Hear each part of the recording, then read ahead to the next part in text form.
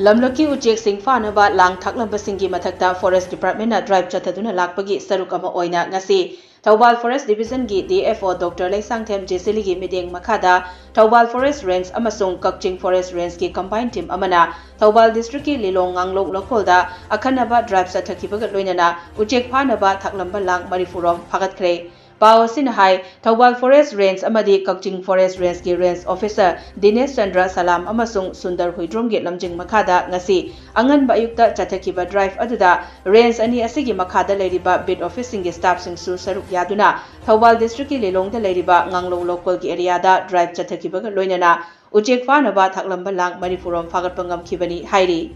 Ngasigi drive adugi matangda Mayai Ketel Bid Office ki Bid Officer L Samanandan Fongdokibada Forest Department na tongan ba patsing amadi local singda drive chathaduna lang thaktanaba Uchek fadanaba amadi hatpidanaba paujel kaya piduna ngasi fawba lakli ngasi chathariba drive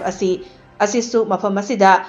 Lang masing khangdana thakle Uchek kaya marum fare hatle haibagi Akhannaba pau ama fangbadagi range anigi staff sing punsinduna Akhannaba drive asi chathabani haiki Hauzik ningthamthagi matam oibana miramdagi Uchek kaya marum lamdam asida chaktaba laklibani Uchek faba hatpa haibasi Indian Forest Act 1927 gi makada chairak fangba yai hairaduna makoibu lang thaktuna faba hu pizaduna hatpa haibasi tawbiganu hainasu miyamda appeal tawki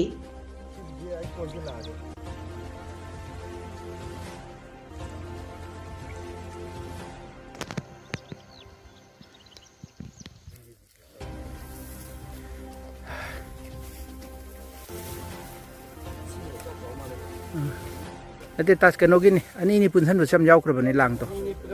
Ani punsan laga, seorang lang je, sing tiba dah.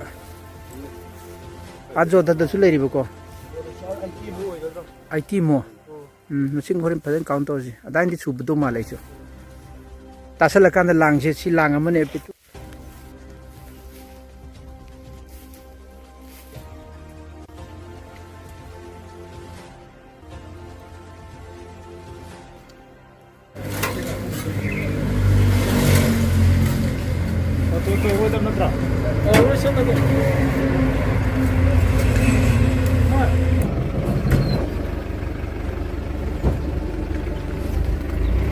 Lột âm này vào đây